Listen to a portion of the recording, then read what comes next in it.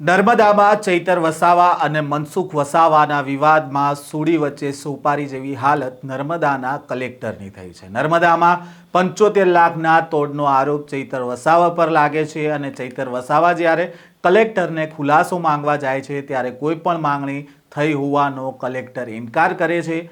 જ્યારે આજે મનસુખ વસાવા કલેક્ટર કચેરીએ ગયા ત્યારે કલેક્ટરે કહ્યું કે ચૈતર વસાવાએ પૈસા માંગ્યા હતા। હાલ આજે તોડકાંડનો જે મામલો છે તેને લઈને શું વિવાદ સર્જાયો છે અને મનસુખ વસાવા જ્યારે કલેક્ટર કચેરીમાં ગયા ત્યારે કલેક્ટરે શું કહ્યું તેની વાત કરીશું આ વિડીયોમાં।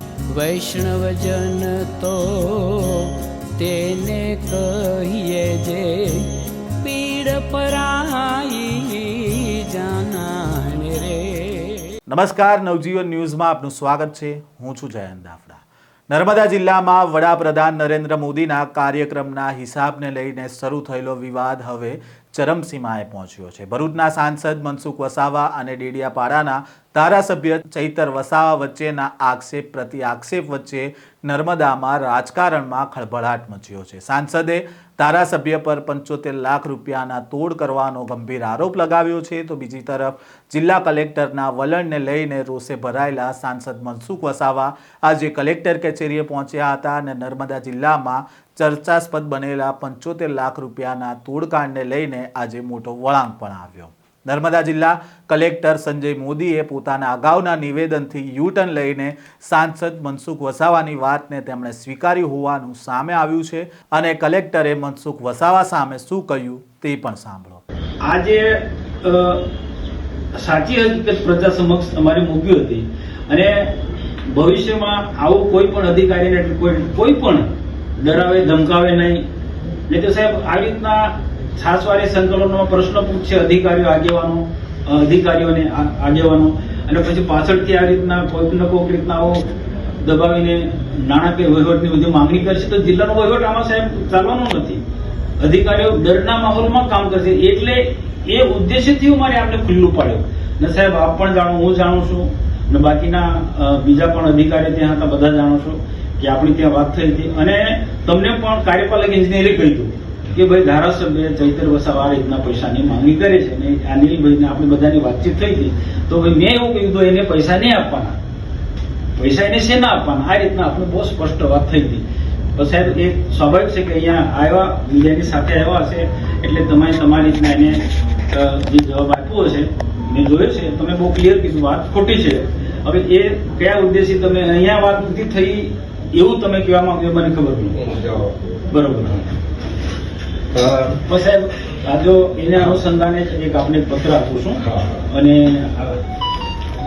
આમાં આ જે સમગ્ર ઘટનાની હું અધિકારીઓની સાથે છું, સરકારને નુકસાન ના થાય કે અધિકારીનો મોરલ ના તૂટે એ મારો ઉદ્દેશ્ય છે સાહેબ। માનનીય સાંસદ સભ્યશ્રી આપણા માટે બિલકુલ આદરણીય અને સન્માનજનીય છે, એમાં કોઈ બેમત નથી।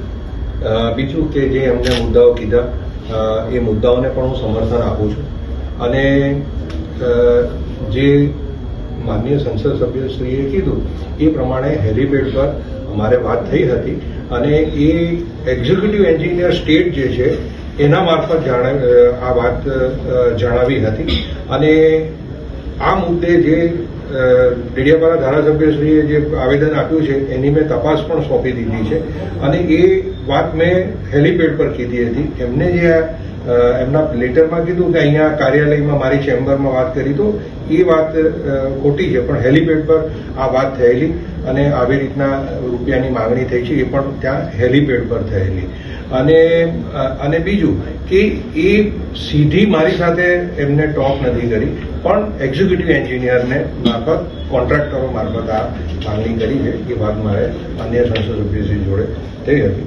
અને આ જિલ્લાની અંદર આપણે માનનીય મોદી સાહેબના એ 15 દિવસમાં આટલા 2 મોટા ભવ્ય કાર્યક્રમ થયા, સફળતાપૂર્વક પદાધિકારી સંગઠન જિલ્લા વહીવટીતંત્રએ જે આને ખૂબ સારી રીતના એ કર્યું એ માટે આપણે તો ગૌરવ અનુભવવું જોઈએ કે આપણા જિલ્લાને માનનીય મોદી સાહેબ 15 દિવસમાં 2 વખત આવ્યા અને આ જિલ્લાને ઘણી બધી વિકાસના કાર્યોની ભેટ આપી।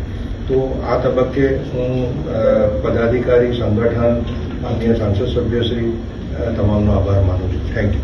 સાંસદ મનસુખ વસાવા જિલ્લા ભાજપ પ્રમુખ સહિતના કાર્યકર્તાઓ સાથે જિલ્લા કલેક્ટર કચેરીએ પહોંચ્યા હતા, જ્યાં બેઠક યોજાઈ અને બેઠક દરમિયાન જિલ્લા કલેક્ટરે સ્વીકાર્યું કે 75 લાખ રૂપિયાની માંગ ચૈતર વસાવા દ્વારા કરવામાં આવી હતી. આ માહિતી માર્ગ અને મકાન વિભાગના ઇજનેર દ્વારા કલેક્ટરને જાણ કરવામાં આવી હતી અને કલેક્ટરે આ વાતનો સ્વીકાર પણ કર્યો છે. 2 દિવસ પહેલા સાંસદના આક્ષેપ બાદ ચૈતર વસાવા જિલ્લા કલેક્ટરને મળ્યા. તે સમયે કલેક્ટરે 75 લાખ રૂપિયાની વાતને ખોટી ગણાવી હતી, પરંતુ આજે જિલ્લા કલેક્ટરે સ્પષ્ટતા કરતા કહ્યું કે આ વાત રાજપીપળામાં નહીં પરંતુ કેવડિયા હેલીપેડ ખાતે થઈ હતી. અને ઉલ્લેખનીય વાત એ છે કે તોડકાંડને લઈને જે વિવાદ વકર્યો છે તેમાં સૂત્રો તરફથી જાણકારી મળી રહી છે કે જે અધિકારી પાસે પૈસા માંગ્યા હોવાનો આક્ષેપ છે તે અધિકારી છેલ્લા લાંબા દિવસથી રજા પર ઉતરી ગયા છે. બીજી બાજુ જો પૈસાની માંગણી થઈ હોય અને ખુદ કલેક્ટર આ વાત સ્વીકારી રહ્યા છે